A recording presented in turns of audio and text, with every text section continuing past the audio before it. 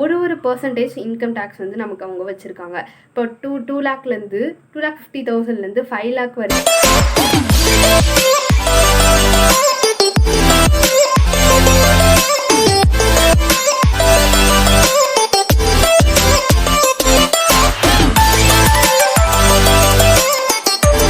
guys, welcome back to our channel. This is your Snehadarshini. நம்ம சேனலில் இன்றைக்கி எதை பற்றி பார்க்க போகிறோம் அப்படின்னா டாக்ஸேஷன் பற்றி தான் நம்ம வந்து பார்க்க போகிறோம். அண்ட் நம்ம சேனலை சப்ஸ்கிரைப் பண்ணாமல் இருந்தீங்கன்னா மறக்காமல் சப்ஸ்கிரைப் பண்ணிட்டு பக்கத்தில் இருக்க பெல் ஐக்கானே கிளிக் பண்ணிக்கோங்க. அப்போ தான் நான் போடுற வீடியோலாம் உங்களுக்கு சீக்கிரமாக வந்து சேரும். ஓகே கைஸ், நம்ம டேரெக்டாக வீடியோக்குள்ளே போயிடலாம். நம்ம சேனலில் ஆல்ரெடி டாக்ஸேஷன் பற்றி ஒரு வீடியோ போட்டிருக்கோம். அந்த வீடியோ நீங்கள் இன்னும் பார்க்காம இருந்தீங்கன்னா நம்ம டிஸ்கிரிப்ஷனில் லிங்க் தரேன், அதை பார்த்துட்டு வந்து இந்த வீடியோவை பாருங்கள். ஸோ டாக்ஸேஷனை பற்றி நம்ம தெரிஞ்சுக்கிறதுக்கு முன்னாடி நம்ம வந்து கான்ஸ்டியூஷன் ஆஃப் இந்தியா, அதாவது இந்திய அரசியலமைப்பு சட்டத்தை பற்றி நம்ம நல்லா தெரிஞ்சுக்கலாம். ஸோ அதை பற்றி நம்ம நல்லா தெரிஞ்சுக்கிட்டோம்னா இந்த டாக்ஸேஷன் எப்படி வந்துச்சு, இதோட ஆக்ட் எப்படி வந்துச்சு, இன்கம் டேக்ஸ் எப்படி வந்துச்சு அப்படின்னு நம்ம வந்து தெளிவாக தெரிஞ்சுக்கலாம். ஸோ இந்த விஷயத்தை வந்து நம்ம கான்ஸ்டியூஷன் ஆஃப் இந்தியா இந்த வார்த்தை வந்து நம்மளோட 5th standard 4th standard 5th standard வரைக்கும் நம்ம வந்து அடிக்கடி கேள்விப்பட்ட ஒரு வார்த்தை தான் டாக்ஸேஷன், கான்ஸ்டியூஷன், இது எல்லாமே. ஸோ இந்த கான்ஸ்டியூஷனில் நம்ம இந்தியா கவர்மெண்ட் வந்து 3 விஷயத்தை ஃபாலோ பண்ணுறாங்க: legislative, executive and judiciary. Legislative அப்படின்றது ஒரு சட்டம் அமைக்கக்கூடிய ஒரு இடமாக வந்து திகழுது. அடுத்தது எக்ஸிக்யூட்டிவ் அப்படின்ற பிளேஸ் வந்து நம்ம பார்க்குறோம் இல்லையா, போலீஸ், அதுக்கப்புறம் வந்து நம்ம கூட இருக்கிற ஒரு பப்ளிக் ஆஃபீஸர்ஸ், இந்த மாதிரி அவங்க கொடுக்குற அவங்க கொண்டு வந்த ஆக்டை நம்ம வந்து எப்படி எக்ஸிக்யூட் பண்ணலாம், அது மூலயமா வந்து எக்ஸிக்யூட்டிவ் இருக்குது. அடுத்தது ஜுடிஷியரி. இதில் ஏதாச்சும் மிஸ்டேக் வந்துச்சுன்னா நம்மளோட ஹைகோர்ட்டோ சுப்ரீம் கோர்ட்டோ நமக்கு சரியான தீர்ப்பை அளிக்கிறதுக்காக ஜுடிஷியரி வச்சுருக்காங்க. இது 3 விஷயமும் தான் ரோல் ஆகி கரெக்டாக திரும்பி அது மாதிரி வந்துட்டு இருக்கும், சர்க்கிள் மாதிரி. அண்ட் இதில் பார்த்தோன்னா ஃபஸ்ட்டு விஷயம் இந்த லெஜிஸ்லேட்டிவில் தான் வந்து ஒரு ஆக்ட் வந்து கொண்டு வராங்க. ஆக்டுன்றது ஒரு நாள் சொல்லி அடுத்த நாளே ஃபாலோ பண்ணக்கூடிய ஒரு ஆக்டாக வந்து நமக்கு வராது. நமக்கு வேணால் ஒரு சில இன்ஃபர்மேஷன் வந்து நாள் சொல்லி அடுத்த நாள் ஃபாலோ பண்ணக்கூடியதாக வருமே தவிர, ஒரு ஆக்ட் நீங்கள் நம்மள்டேருந்து பணத்தை பே பண்ணக்கூடிய ஒரு ஆக்டு, டியூட்டி, ஒரு டேக்ஸ், இந்த மாதிரி ஒரு சில விஷயங்கள்லாம் வந்து நமக்கு சீக்கிரமாக வந்து நம்ம எக்ஸிக்யூட் பண்ணக்கூடிய மாதிரி கவர்மெண்ட் வந்து வைக்க மாட்டாங்க. லைக் வந்து அது இப்போது ஒரு விஷயத்தை வந்து நம்ம மக்களுக்கு செய்யலாம், மக்களுக்கு செஞ்சால் இது வந்து நல்ல விஷயமா இருக்கும் அப்படின்னு சொல்லிட்டு ஒரு சில பார்ட்டிஸ் வந்து அது ஒரு பில், மசோதான்னு சொல்லுவாங்க இல்லையா, அந்த மசோதாவை லோக்சபாவில் வந்து கவர்னருக்கு முன்னாடி ப்ரெசன்ட் பண்ணுவாங்க. அதை ப்ரெசன்ட் பண்ணும்போது எல்லாருமே வந்து ஓகே, எத்தனை % வந்து அங்கே இருக்கிற பார்ட்டிஸ் வந்து ஓட் பண்ணுறாங்களோ அதுக்கு தகுந்த மாதிரி அந்த பில்லை வந்து அடுத்தது நம்ம ஆக்டாக கொண்டு போகலாமா, மக்களுக்கு நல்லதா, மக்களுக்கு எந்த வகையில் வந்து இது நல்லதளிக்கும், எந்த வகையில் தீங்களிக்கும் அப்படின்ட்டு நிறைய விஷயத்தை பற்றி அவங்க டிஸ்கஸ் பண்ணதுக்கு அப்புறம் தான் ஒரு பில் வந்து நமக்கு ஆக்டாக சேஞ்ச் ஆகுது அப்படின்னு நம்ம சொல்லலாம். நம்ம சீக்கிரமாக நமக்கு பிகாஸ் ஒரு 1 வீக்கில் வந்து நம்மகிட்ட சொல்லிடுவாங்க, ஒரு 1 வீக்காக இருக்கட்டும், ஒரு 1 மந்த் 2 மந்த் நமக்கு வந்து இன்ஃபர்மேஷன் வந்துடும், இந்த மாதிரி ஒரு ஆக்ட் நமக்கு வரப்போகுது அப்படின்னு சொல்லிட்டு. பட் இதை பற்றின ஆலோசனை, இதை பற்றி ஒரு டாக், இது எல்லாமே வந்து அவங்க ஒரு 6 years 7 years முன்னாடியே வந்து அவங்க ஸ்டார்ட் பண்ணியிருப்பாங்க.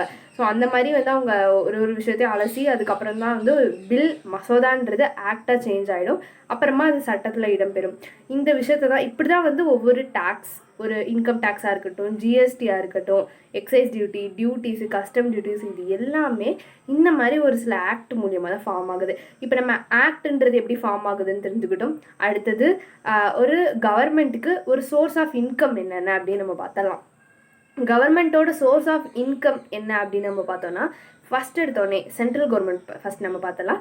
சென்ட்ரல் கவர்மெண்ட்டுக்கு என்னென்ன சோர்ஸ் ஆஃப் இன்கம்னா, ஃபஸ்ட்டு வந்து நம்மளோட டேரக்ட் டேக்ஸ் தான், நம்ம பே பண்ணக்கூடிய டேரக்ட் டேக்ஸ். அண்ட் செகண்ட் இன்டைரக்டாக நம்ம பே பண்ணுறோம் இல்லையா, இப்போ ஜிஎஸ்டி பே பண்ணிகிட்ருக்கோம், அதுவும் கவர்மெண்ட்டுக்கு 50% வந்து கவர்மெண்ட்டு தான் எடுத்துப்பாங்க. ஸோ அதுவுமே வந்து சென்ட்ரல் கவர்மெண்ட்டுக்கு தான். அண்ட் தேர்ட் சோர்ஸ் என்னன்னு நம்ம பார்த்தோம்னா, கவர்மெண்ட்டுக்கு இருக்கக்கூடிய, கவர்மெண்ட்டே ஃபுல்லாக ஓன் பண்ணி இருக்கக்கூடிய கம்பெனிஸ் தான். ஸோ அது வந்து கவர்மெண்ட்டுக்கு ஒரு பெரிய, சென்ட்ரல் கவர்மெண்ட்டுக்கு ஒரு பெரிய இன்கம் சோர்ஸ். அடுத்தது ஸ்டேட் கவர்மெண்ட்டோட பவர்ஸ் என்ன, ஸ்டேட் கவர்மெண்ட் எதுலலாம் இன்கம் சோர்ஸ்லலாம் அவங்களால வந்து டேக்ஸ் விதிக்க முடியும் அப்படின்னு பார்த்தோன்னா, ஃபஸ்ட்டு வந்து ஸ்டேட் கவர்மெண்ட்டுக்கு அக்ரி இன்கமில் டேக்ஸ் விதிக்கக்கூடிய பவர் இருக்குது. பட் இன்னும் எந்த ஸ்டேட் கவர்மெண்ட்டும் அதை பண்ணலை. அடுத்தது பார்த்தோம்னா நமக்கு வந்து கஸ்டம் டியூட்டி சொல்லுவோம் இல்லையா, அதுலேயுமே வந்து ஸ்டேட் கவர்மெண்ட் லைக் கஸ்டம் டியூட்டின்னு சொல்ல முடியாது, அது வந்து எப்படி சொல்லலாம்னா லைக் என்ட்ரி டேக்ஸ்ன்னு சொல்லுவாங்கல்ல, இப்போது ஒரு ஊர் விட்டு இன்னொரு ஊர் போகும்போது வரக்கூடிய அந்த டேக்ஸ் அது. அடுத்தது வந்து லிக்வர் ட்ரிங்கிங், அந்த லிக்வரில் வரக்கூடிய அமௌண்ட் வந்து ஸ்டேட் கவர்மெண்ட்டுக்கு அதில் டேக்ஸ் விதிக்கலாம் அப்படின்னு சொல்லியிருக்காங்க. ஸோ இந்த 3 விஷயத்துலேயே ஸ்டேட் கவர்மெண்ட் வந்து அவங்களோட பவரை எக்ஸிக்யூட் பண்ணலாம்.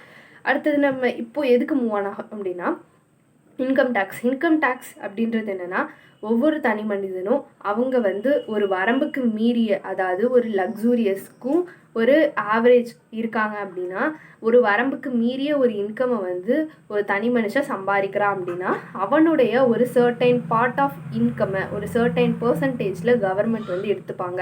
ஓகே, இதுதான் வந்து இன்கம் டேக்ஸ் அப்படின்னு நம்ம வந்து சொல்லுவோம். இந்த இன்கம் டேக்ஸ்க்கு ஒரு சில பர்சன்டேஜ் எக்ஸம்ஷன்ஸ் அப்படின்னு வந்து நம்ம இதில் நிறைய பார்க்க போகிறோம். ஃபஸ்ட்டு வந்து என்னென்னா, அவங்களுக்கு வந்து எதில் எக்ஸம்ஷன்ஸ் லைக் அவங்க எவ்வளோ அமௌண்ட் வந்தால் அவங்க டேக்ஸ் கட்டணும் அப்படின்னு நம்ம பார்த்தலாம். அபவ் 2,50,000 பெர் இயர், ஒரு வருஷத்துக்கு 2,50,000 ரூபாய்க்கு மேலே ஒரு பர்சன் வந்து இன்கம் ஏர்ன் பண்ணுறான் அப்படின்னா அவங்க வந்து கண்டிப்பாக கவர்மெண்ட்டுக்கு டேக்ஸ் கட்டி ஆகணும் ஒரு சில பர்சன்டேஜில். ஓகேவா? அடுத்தது ஒரு தனி மனுஷனுக்கு எதுலேருந்துலாம் இன்கம் வரும்? 5 ஹெட்ஸ் இருக்குது. இன்கம் சோர்ஸ்க்கு 5 ஹெட்ஸ் இருக்குது. ஃபஸ்ட்டு வந்து சேலரி இன்கம்.